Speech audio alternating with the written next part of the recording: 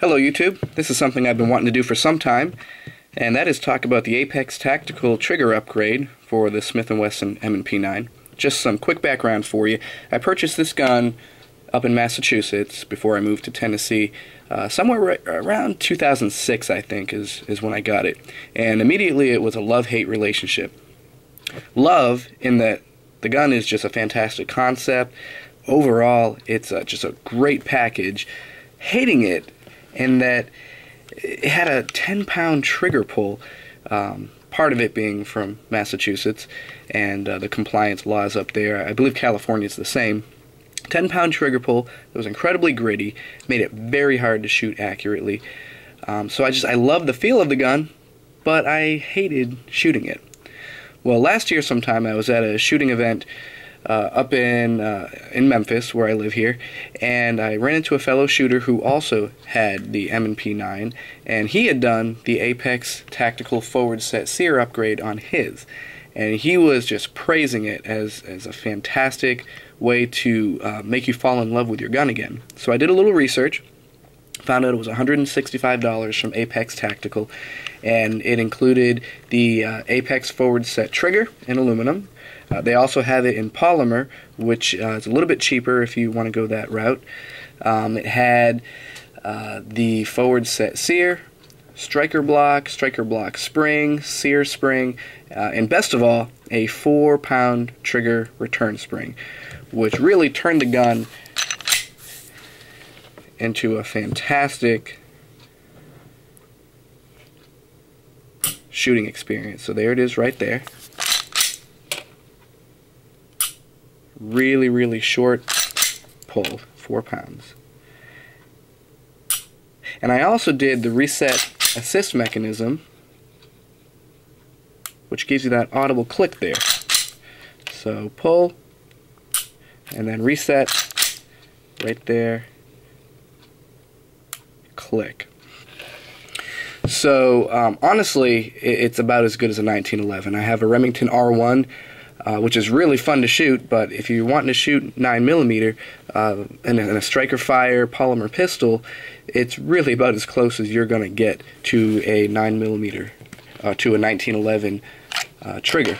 So let me show you real quick what the install kind of looks like. I'm not going to go through the whole thing just for the sake of time, and there's a great video that Apex Tactical has on YouTube that really walks you through the whole install.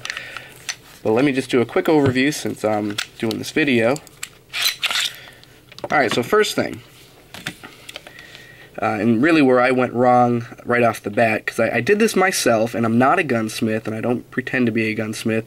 I've done a couple of builds, did an AR build, I'm doing some upgrades on my 1911, but this was really my first foray into upgrading a gun, and you have to remove the sights. Part of the install of the trigger is removing the sights so you can get to the components down here, and I drifted them, which was probably not the best idea and probably the biggest mistake I made. You can see the marring right back here on the rear sights, and probably should have taken them to a gunsmith and had them pushed out, but frankly I don't really care because it's a well-used, well-worn pistol anyway, and it adds a little bit of character. So that's just beware. You do have to remove the rear sights for the full forward set sear upgrade. Other than that, you just have to punch these pins out here and there and pull out the sear housing block, and the trigger pulls right out there. Oh, another thing besides the reset assist mechanism that I did was, since my model was a pre-2008 model, the 1/8 diameter sear spring, which is on the post-2008 models, was not compatible with mine. So I had to replace the sear housing block, and that was $24 from Midway USA. But an added bonus to that is it removed the magazine safety, which was on the mass-compliant models. So to me that was a double bonus, and probably something I would have done anyway. But just beware, if you have a pre-2008, I think it's like August or September of 2008 model, you will have to replace the sear housing block. And again, that was only $24.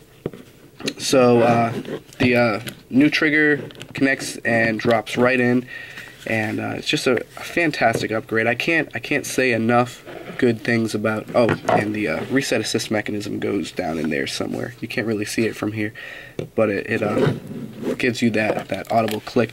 If you're in there anyway and you're replacing their sear housing block, and it's, you know, an extra $24, is it really worth it? It gives you kind of that Glock style reset. I think it is.